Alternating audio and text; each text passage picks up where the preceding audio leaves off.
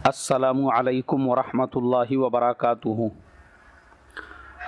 मोहतरम भाइयों, बुज़ुर्गों, दोस्तों, ये हमारा इस्लाह मुआशरा का 209वां सबक है। मोहतरम बुज़ुर्गों, कल मुझे एक मुसलमान फैमिली के शादी के फंक्शन के डांस का वीडियो देखने का मौका मिला, जिसमें घर में ही आज के फहश फिल्मी गाने बजाकर उसके ऊपर लड़कियां डांस कर रही हैं। मैंने थोड़ा सा देखा तो उसके बाद आगे देखने की मेरी हिम्मत नहीं हो सकी और मैं अफसोस करने लगा कि क्या ये वही मुसलमान हैं जिनके नबी पाक सल्लल्लाहु अलैहि वसल्लम ने नाच गाने को इनके लिए हराम करार दिया था। क्या ये वही मुसलमान हैं जिनके माँ बहनों के नज़दीक एक ज़माने में बेपर्दा निकलना अपने मर जाने से ज़्यादा बदतर हुआ करता था? क्या ये वही मुस्लिम मुआशरा है जिनके मुआशरे में किसी ज़माने में नाचने और गाने वालियों को रंडी कहा जाता था और मुआशरे में ज़िल्लत की नज़रों से देखा जाता था? आज उनकी ख़ुद की बहन बेटियाँ अपने घरों में शादी वगैरह के प्रोग्राम में गाने बजाकर नाचने वाले रंडियों और वेश्याओं की तरह से जो है नाच रही है और गा रही है। फिर इन मुसलमान औरतों में और उनमें क्या फ़र्क रह गया? मैं ये देखकर अफसोस करने लगा और सोचने लगा कि हम क्यों इतने बेगैरत हो चुके हैं। हमको ये भी याद नहीं रहा हम वो मुसलमान हैं जो अपनी तारीख़ को भूल चुके हैं कि इसी हिंदुस्तान के अंदर आज से सिर्फ 60 से 70 साल पहले जब हिंदुस्तान पाकिस्तान अलग हुए थे, मुसलमानों का ऐसे कत्लेआम हुआ था कि कुएं भर दिए गए थे। ये वही निज़ाम सल्तनत का स्टेट है जिसे निज़ाम स्टेट कहा जाता है। औरंगाबाद से लेकर तो हैदराबाद तक उस इलाके का ये वीडियो था। मैं देखकर अफसोस करने लगा कि ये वही निज़ाम स्टेट है जहाँ पे किसी मुसलमानों का तूती बोलता था, मुसलमानों की हुकूमत चलती थी। लेकिन जब मुसलमानों में यही सब चीज़ें आई, उनके घरों में नाच गाने आ गए, उनके घरों में अय्याशियाँ आ गई, उनके घरों में जुए ज़िंदा हो गए, उनके घरों में अल्लाह की नाफरमानियाँ आ गई। अल्लाह तबारक व ताला ने वो पूरी निज़ाम सल्तनत को छीन कर गैरों के हाथ में दे दिया। और दिया तो दिया, उसके अलावा मुसलमानों का ऐसा कत्लेआम मचाया गया कि आज भी उस इलाके में ऐसे ऐसे कुएँ हैं जो पूरे के पूरे मुसलमानों की नाशों से भर दिए गए थे। क्या हम इतने बेगैरत मुसलमान हैं कि अभी 60-70 साल भी नहीं हुए और हमने वो सब फरामोश कर दिया? फिर आज हमारे पास वापस से पैसे आ गए, हमारे पास में थोड़ा सा माल आ गया, दौलत आ गया, तो हमारी हरकतें वापस से वेश्याओं और रंडियों के जैसी हो गई। हमारी माँ बहनें बेपर्दा हो गई और हमारे घरों में ऐसा नाच गाना आ गया और हमारी लड़कियाँ जवान जवान जो है उन फहेश गानों के ऊपर नाचने और गाने और डांस करने लग गई। क्या ये वही मुसलमान हैं? जब मैंने ये सब देखा तो मैं सोचने लगा, अल्लाह के नबी सल्लल्लाहु अलैहि वसल्लम की वो हदीस याद आ गई मुझे कि जब तुम दुआ मांगोगे तो तुम्हारी दुआ कबूल नहीं होगी, जब तुम अल्लाह से मदद तलब करोगे तो तुम्हारी मदद नहीं की जाएंगी, और अल्लाह तुम पर ऐसे जालिम बादशाह को मुसल्लत करेगा जो तुम्हारे बड़ों के ऊपर रहम और जो तुम्हारे बड़ों का अदब और एहतराम ना करे और तुम्हारे बच्चों पे रहम ना करे। आज हमारे साथ में वही मुआमला हो चुका है और इससे पहले कई बार हो चुका है, लेकिन फिर भी हमने उन हालात से इबरत नहीं हासिल की और वापस से हम उसी नाच गाने में लगे हुए हैं। क्या हम चाहते हैं दोबारा हमारे ऊपर ऐसा जालिम बादशाह मुसल्लत हो जो हमारे बड़ों का अदब और एहतराम ना करे और हमारे छोटों पे रहम ना करे, कत्ले आम मचा दे? कैसे मुसलमान हैं हम अगर हमारे अंदर रत्ती बराबर भी अकल नहीं है अपने पिछली तारीख़ से कि क्यों अल्लाह ने हमारे हाथ से मालो दौलत छीन लिया? जिन मुसलमानों की बड़ी बड़ी हवेलियां थी, उनके घरों के ऊपर दरवाजे तक नहीं छोड़े लूटने वालों ने। बदन के कपड़े बाकी रहे, उसके अलावा घर के अंदर एक चिंदी उन्होंने बाकी नहीं रहने दी। ये हालात देखने के बावजूद भी अगर वो मुसलमान दोबारा से उसी नाच गाने के अंदर लगकर, उसी अय्याशियों में लगकर, वही फहाशियत के अंदर लगकर ये सब चीज़ों को भूल चुके हैं, वो दिन दूर नहीं है कि फिर दोबारा कोई दूसरा जालिम बादशाह हमारे ऊपर मुसल्लत होगा।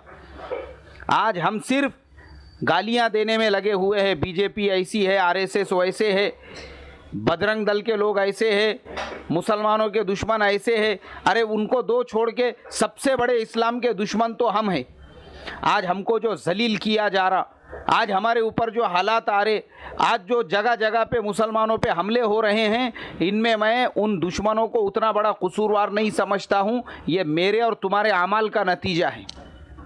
ये आमाल है हमारे, जो हमने अपने घरों में ज़िंदा किए। शादी के खुशी के नाम पर जो नाच गाना हमारे घरों के अंदर हो रहा है, और वो मुसलमानों की बहन बेटियां जिनके लिए शरीयत ने पर्दे को फ़र्ज़ किया था, बग़ैर दुपट्टे के अंग्रेज़ों वाले कपड़े पहनकर और टी शर्ट और पैंट पहनकर जो है वो गंदा नाच सबके सामने नाच रही है। उन नाचने वालियों में और धंधा करने वाले रंडियों में रत्ती बराबर का फ़र्क नहीं है। किधर हमारा मुआशरा जा रहा है। मुझे चंद दिनों पहले एक शादी में जाने का मौका मिला। खाने का प्रोग्राम था, निकाह तो हो गया। उसके बाद में हम लोग खाने के वक्त में हॉल के अंदर पहुँचे। पहुँचने के बाद मैंने देखा कि वो खर्च करने वाले ने कम से कम 2 से 2.5 लाख रुपये का हॉल किया। इतने बड़े हॉल में उस बेवकूफ़ को इतनी अकल नहीं है कि औरतों और मर्दों को अलग अलग कर सके, या औरतों के रुकने की अलग जगह रखे, मर्दों के खाने का अलग इंतज़ाम रखे। नहीं, वो पूरे हॉल के अंदर मैंने देखा मर्द और औरतों का ऐसा इख्तिलात हो गया आपस में, जैसे जानवरों के बाज़ार के अंदर बकरियों और बोकुड़ों का आपस के अंदर जो है इख्तिलात होता है, मिक्स हो जाते हैं एक दूसरे के अंदर। ऐसी औरतें मर्दों के बीच में, मर्द औरतों को रगड़ के निकल रहे हैं, औरतें मर्दों को रगड़ के निकल रही है।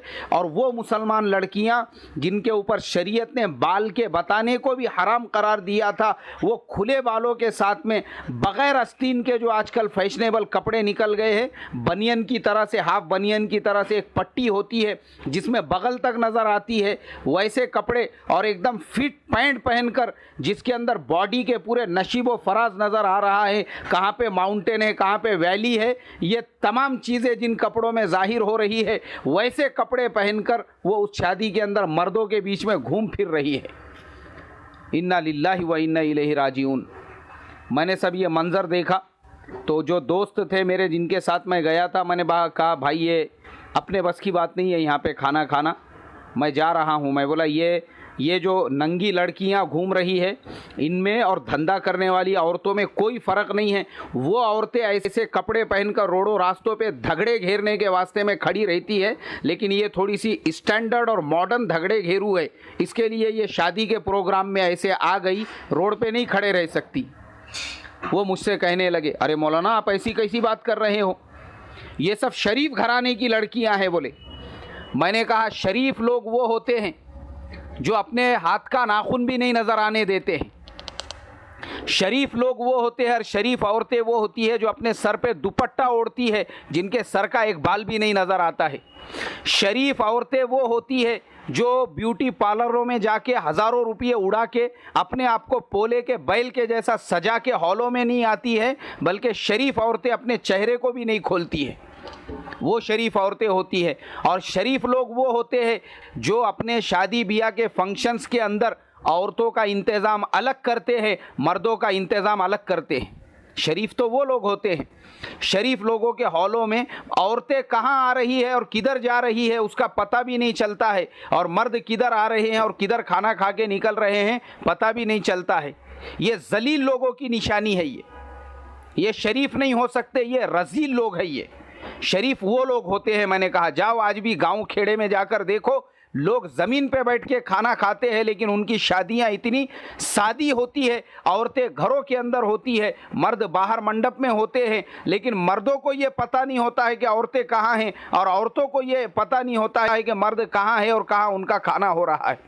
मैंने कहा वो शरीफ होते हैं। ये आज इसके पास पैसा आ गया तो पैसे के बलबूते के ऊपर औरतों और मर्दों का, मैं बोला यहाँ पे तो ऐसा इख्तिलात है, इसने तो जतरा भरा के रखा। मैं बोला मर्दों औरतों की ऐसे आपस में मिक्स हो रहे, मैं बोला ये बोकुड़ बकरियों के जैसे। ये शरीफ लोग नहीं हो सकते, ये रजील जलील और कमीने लोग हैं। मैं बोला जो अल्लाह और उसके रसूल के हुक्मों को खुलेआम तोड़ रहे हैं, और ऐसे शादी में खाना खाना और शिरकत करना अपने ऊपर अल्लाह तबारक व ताला के अजाब को दावत देना है। मैं यहाँ पे नहीं रुक सकता बोल के मैं वहाँ से निकल गया। ये कि क्या हमारा मुआशरा मेरे मोहतरम बुजुर्गों किस रास्ते पे चल रहा है, किस यहूदो नसारा के पीछे हम पड़े हैं। अरे देखो उन यहूदो नसारा को, वो अपने फैशन को छोड़कर, वो अपनी ज़िंदगियों को छोड़कर आज ऐसे पर्दे का एहतमाम कर रहे हैं। उनके इंटरव्यूज़ पढ़ो ज़रा कभी यूट्यूब के ऊपर जाके। वाइल इब्राहिम के जैसे लोग जो एक एक रात के $1-1 मिलियन लेते थे, वो नाच गानों को छोड़कर आज दाई बन चुके हैं। चेहरों पे उनके जो है दाढ़ियाँ आ चुकी है, सरों पे टोपियाँ आ चुकी है, बदन पे सुन्नत लिबास आ चुका है। और उनकी वो अंग्रेज़ बीवी, वो बीवी जिसकी वजह से अपने आप को वो मुसलमान कहलाना पसंद नहीं करते थे, आज उसके हाथ का आप नाखून भी नहीं देख सकते हैं। अरे वो हमारे से अच्छे हैं, वो अपनी वो ज़िंदगियां छोड़ छोड़कर आज इस्लाम की छाँव में आ रहे हैं। हमको क्या हो चुका है, हमारे पास 2 पैसे आ गए तो हम भूल गए। मतलब हम ये चाहते हैं कि दोबारा जो सुकूत हैदराबाद की तारीख़ थी वो हमारे ऊपर दोहराई जाए, वापस से अल्लाह हमारे ऊपर ऐसे जालिम बादशाह को मुसल्लत करे। इसीलिए तो आज हमारी दुआएं कबूल नहीं हो रही है, इसीलिए तो आज अल्लाह की मदद नहीं आ रही है हमारे अमाल की वजह से। मेरे एक बहुत अजीज़ दोस्त थे, वो मुझे अपना एक वाक़या सुनाने लगे। बोले मौलाना, मेरे एक दोस्त के लिए हम रिश्ता देखने के लिए गए एक मुसलमान फैमिली के अंदर, और मेरा जो दोस्त है माशाअल्लाह वो एकदम हायर एजुकेटेड है, उसने ME किया हुआ है इंजीनियरिंग के अंदर, और लड़की भी उसी के लेवल की कुछ पढ़ी लिखी थी। अब गए लड़की वालों के घर पे, ये बेचारा दीनदार घराने से ताल्लुक़ था, इसकी माँ बहनें पूरी पर्दों में बुर्क़ों के अंदर थी। गए वहाँ पे उस घर के अंदर, वहाँ पे सारी बातें हो गई, लड़का वगैरह सब उनको पसंद आ गया। लेकिन लड़की वालों ने बोले आप लोग पुराने ख़यालात के लोग हैं, बोले आपके घर में आज भी औरतें बुर्का पहनती है, हम अपने घर में अपनी बेटी, ऐसे घर में अपनी बेटी नहीं दे सकते जिस घर की औरतें बुर्का पहनती हो। हम लोगों को बुर्के की एलर्जी है, हमारे यहाँ कोई बुर्का नहीं पहनता। बोले हमारे यहाँ पे सारी लड़कियाँ जीन्स पैंट टी शर्ट पहनती है, हमारे यहाँ ये दुपट्टे, ये बुर्के, ये तमाम चीज़ें नहीं है। बोले इसका मतलब ये है कि तुम्हारी हमारी मेंटालिटी मैच होने वाली नहीं है। आप आपके जैसी है ऐसी लड़की ढूंढो जो बुर्के में रहने वाली है, हमको ऐसा लड़का नहीं चाहिए बोले, और ऐसी फैमिली नहीं चाहिए। हमारी बेटी तो तुम्हारे घर में बगैर बुर्के के रहेंगी, जीन्स पैंट पहनेंगी, हमारी बेटी पूरी आज़ादी के साथ में रहेंगी, और ये तुम्हारे घर की सारी औरतें जो बुर्के पहन कर यहाँ पे आई है वो उसका जीना मुश्किल कर देंगी। इसके लिए हमको ये रिश्ता मंजूर नहीं है। आज मुझे बताओ हम कौन से समाज में जी रहे हैं। मैं तो बस अल्लाह से यही दुआ करता हूँ कि अय अल्लाह तेरा अज़ाब आने से पहले पहले मेरे जैसे को तू दुनिया से उठा ले। बस मैं वो अज़ाब को बर्दाश्त नहीं कर सकता कि कब पता नहीं अल्लाह तबारक व ताला का हमारे इन हरकतों की वजह से अज़ाब आ जाए। आखिर में यही दुआ करूँगा अल्लाह तबारक व ताला हम तमाम को ईमान की सही समझ अता फ़रमाए, अपने माँ बहन बेटियों को पर्दे में रखने की, उनके इस्मत और इफ़्फ़त की हिफाजत की तौफ़ीक़ अता फ़रमाए और उसके अज़ाब से हमारी हिफाजत फ़रमाए। अस्सलामु अलैकुम व रहमतुल्लाहि व बरकातुहू।